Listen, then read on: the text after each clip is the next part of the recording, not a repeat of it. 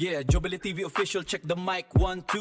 Sa digital landscape, ang boses nyo ang dala ko. Headphones on, mga matay nakatutok, puso'y handa na. Jobelito TV official, reactor ng kalingap.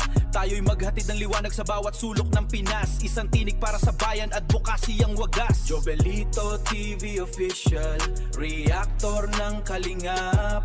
Ang inyong reactor ng kalingap. Yeah, reactor ng kalingap. Okay, so yun. Inyo sa mga kabagis, this is Jubilito TV Official at eto na naman po muli ang isang edisyon ng ating reaction video mga kalingap at kabagis. No? Pero bago po lahat, syempre po, shoutout po muna natin kay Val Santos Matubang, Atena Vlogs at Kalingap Rab. Syempre po sa ating mga kalingap netizens, mega love shoutout po sa inyong lahat. Ito na, mga kalingap at kabagis, for today's reaction video. Gawa lang po natin ng reaction. At muli po, pagbibigay ng ating personal opinion patungkol po dito, no? Sa paghaharap at komprontasyon na muntik na pong mauwi, no? Sa medyo violenteng action nila Dr. Lab, ni Kindred, at isama na rin po natin si Kuya Mel. So alam naman po natin mga kalingap at kabagis na ito pong tatlong ito ay mayroon na pong hidwaan, sagutan dito po sa social media nang dahil po sa mga binabatong issue sa bawat isa, mga kalingap at kabagis. No?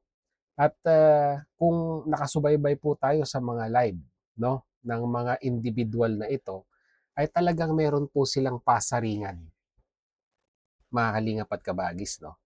Na hindi po natin inaakala na yung pasaringan na yan, no, mga patutsadahan, ay mauuwi nga po sa komprontasyon nung sila po ay nagkita-kita, no? And sabi nga mga kalingap at kabagis ay in a unusual way. Yon. Yun po ang gusto kong tukuyin doon, no? At dito po mga kalingap at kabagis ay mukhang hindi na po napigilan, no? Hindi na po napigilan yung mga emosyon ng magkabilaang kampo. Dahil nga po syempre, kinikimkim na yan eh. 'Di ba? Matagal na nilang kinikimkim sa kanilang kalooban at nung nakita po yung opportunity para mailabas yung kanilang mga, sabihin na nating namumuo or namuong galit sa isa't isa, mabuti na lamang po at hindi humantong talaga sa nagpangsang-abot. Muntik lang, no? Mga kalingap at kabagis. At yung re-reactionan natin ay yung mismong komprontasyon at tignan natin, no? Kung talagang, kung wala bang umawat ay talagang mauuwi sa paluan dahil mukhang may kanya-kanya po silang hawak na sandata, no? Na sabi nga lang po noon, mga kalingap at kabagis, ay papawis lang. Pero mukhang yung papawis na yon ay kailangan merong gamit na kahoy para magpapawis. Or ano ba yon, arnis?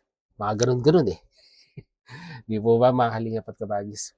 Well anyhow, hindi na po natin patatagalin ito at samahan niyo po ako, no, mga kalingap at kabagis, na reactionan itong upload ni Kuya Bal at tignan natin yung mga ganap, no, dito po sa pagkikitang ito, no, ni Dr. Lab, ni Kinred, at ito nga pong si Kuya Mel. Ayan, mga kalingap at kabagis, no.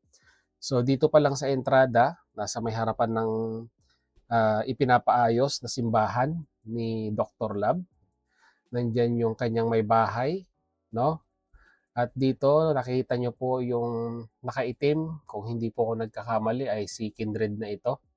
So, hindi po malinaw, mga kalingap at kabagis, no, kung sino po talaga yung ika ngay nag-initiate, no, para babaan or bumaba ng sasakyan itong si Kindred at komprontahin ito pong si Dr. Lab, mga kalingap at kabagis, no. Kasi parang ang napanood po natin at narinig kay Kindred sa kanyang live ay parang nasigawan siya or sinigawan siya ni Dr. Lab nung sila po ay napadaan diyan. Kaya siya po ay bumaba, no? Allegedly para kumprontahin po ito pong si Dr. Lab. At kasama dito yung anak na lalaki, no? Ni Dr. Lab na nandyan din po sa video, mga kalingap at kabagis. So simulan na po natin. Ayan, no? 'Di ba? Si Kindred may hawak na kahoy. Ayan, ang haba. At ito naman po si Dr. Lab ay may hawak na arnis yata ito, mga kalingap at kabagis, no? Yung hawak ni Dr. Lab. At talagang kung wala pong mamamagitan dito ay talagang mauuwi po ito sa violenting hampasan ng kahoy, mga kalingap at kabagis, no? O ito, sige, magpatuloy natin. At dito makikita natin na itong anak ni Dr. Lab ay tinataas, no? Naka 2 thumbs up. Hindi ko alam kung ano ang ibig sabihin nito, pero parang ika nga ay ang ating kwan dito, no? Ang ating interpretasyon dito, mga kalingap at kabagis, ay parang sige, video nyo, parang ganon. Yun po yung interpretasyon natin dito. Okay? So, sige, pagpatuloy natin. Yung dalawa pala yung hawak na kahoy ni Dr. Lab, mga kalingap at kabagis. Dalawa, isang yung arnes at isang kahoy, normal na kahoy, mga kalingap at kabagis, no? At may mga kwan dito, may mga kasama si Mrs. ni Dr. Lab, si Mrs. Lab na dalawang babae. Hindi natin alam kung kasama ito or napadaan lang. Pero yung isa mukhang may hawak na camera no? Itong nakakulay puti, mga kalingap at kabagis, no? Inaawat naman pala, inaawat si Kindred dito.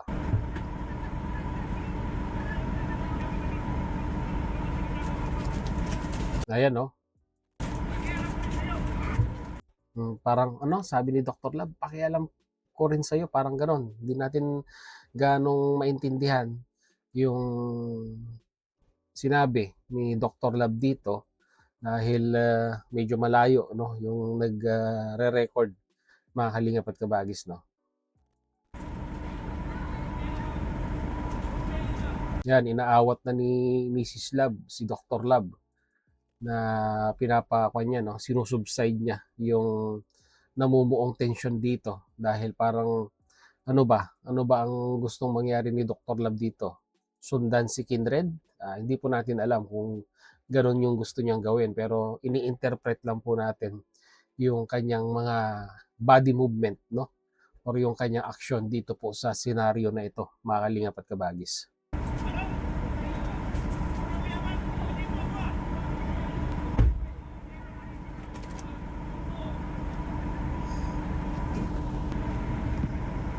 Itong part na to ay si Kwan naman, Kuya Brooks ang kausap ni Dr. Lab, mga kalingap at kabagis, no?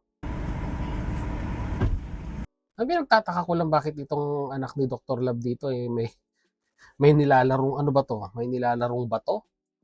Or para saan? O siguro, we are assuming, allegedly, mga kalingap at kabagis, ay parang pang-back up niya siguro kung sakaling maging violente po, no? Itong konfrontasyon na ito, no? Siyempre, ama niya yan, tutulungan niya, di ba? Normal lang naman po siguro yon, mga kalingap at kabagis, dahil siyempre po, no? Talagang sino ba magtatanggol sa magulang? Siyempre, kasama po yung anak, no? Na ipagtatanggol yung magulang sa mga ganitong klase ng konfrontasyon. Siguro pang self-defense, allegedly, mga kalingap at kabagis, no? We're only assuming, mga kalingap at kabagis.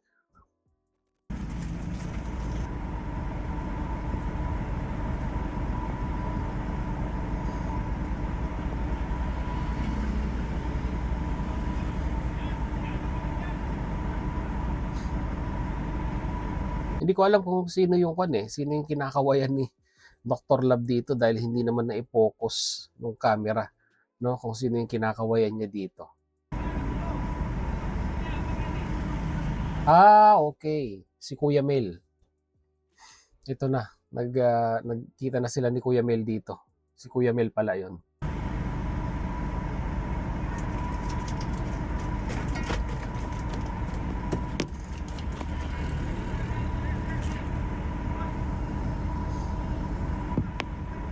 Bumalik si Kindred.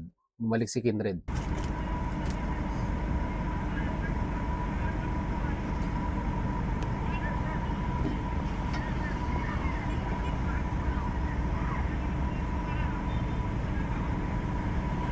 Pero hindi nagpatinag si Kindred Kung tutuusin, baluarte ni Dr. Love tong lugar na ito. Dahil yung mga nagtatrabaho sa simbahan ay syempre po, o kanya yan, trabahante niya yan. At hindi nagpatinag si Kindred dito. At talagang hindi hindi siya hindi siya ikangay umatras at talagang hinarap niya si Dr. Love dito, mga kalingap at kabagis. No?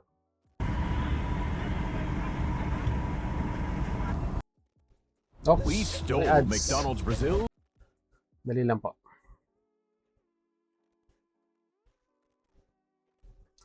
Sandali lang, may ads.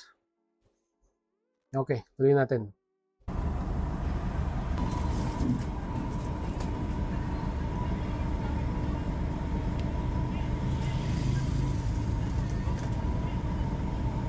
Ay, pambihira, mga kalingap at kabagis. Nagwa-warm up si Dr. Love nung kanyang arnis at ipinapakita niya yung abilidad niya dito, no, sa paghawak ng arnis, mga kalingap at kabagis. Pinapakitaan si Kindred.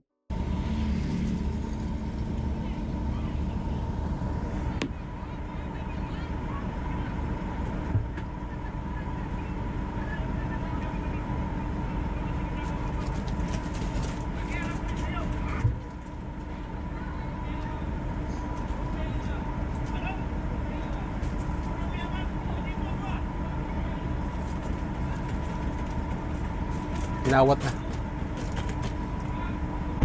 Inawat na. Pero ayaw pa rin bitawan yung kahoy.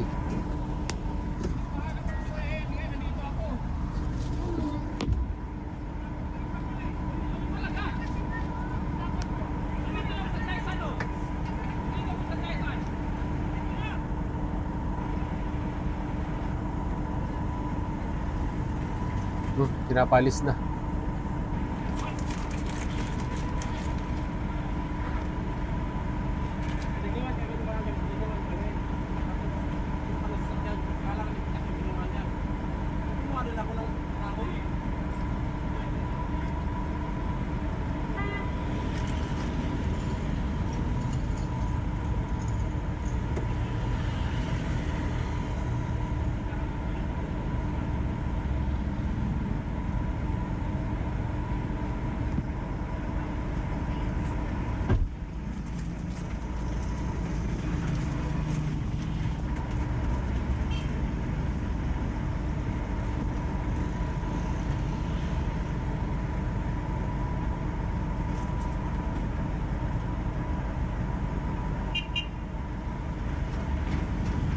Well, hindi natin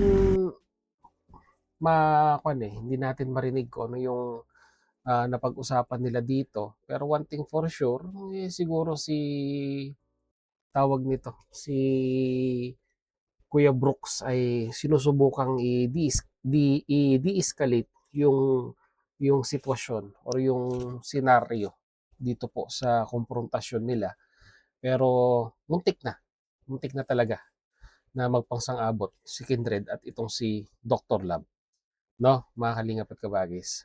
So, ang aantabayanan natin dito ay ano ang susunod sa komprontasyon na ito. Ito ba'y mauuwi na sa pagpapablatter?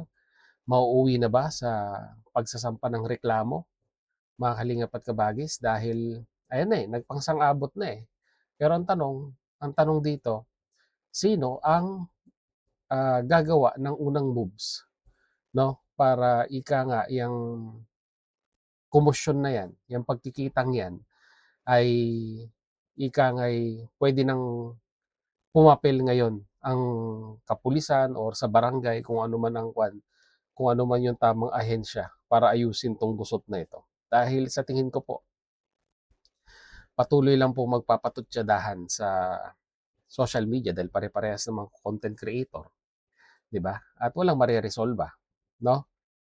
Walang mareresolba kung ganyan dahil, 'di ba? Puro hamunan ang nangyayari ngayon. Pero nung nagkaroon na po ng pagkakataon para ika nga'y ipakita nila, 'no, ipakita nila yung kanilang, ipinaglalaban, 'no, ay ika nga'y nagkakahamunan na talaga noon pa man, allegedly mga kalingap at kabagis dito sa social media. Itong mga panig na ito, panig ni Kindred, panig pa yung kay Dr. Love, hanggang saan? Hanggang saan ito? Dahil ayan na, napanood na ng madlang people at siyempre madlang people na ngayon ang magde-decide kung sino sa kanila ang mas matimbang na ika nga'y pinanghahawakan yung, ikang pangako nila sa kanilang mga viewers at supporters kung ano ang kanilang gagawin 'pag sila po ay nagpangsang-abot. O yan, nagpangsang-abot na.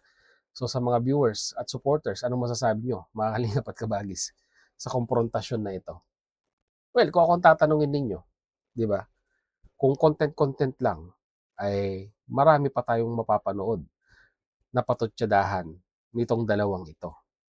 Pero siguro kung si Kuya Bal ay magme-mediate or papagitna dito po sa usapin na ito, syempre ang gusto siguro ni Kuya Bal, we're assuming, hindi naman natin basa ngayon ang takbo ng pag-iisip ni Kuya Bal patungkol dito, ay gusto niya siguro, we're assuming, na maayos, mga kalingap at kabagis.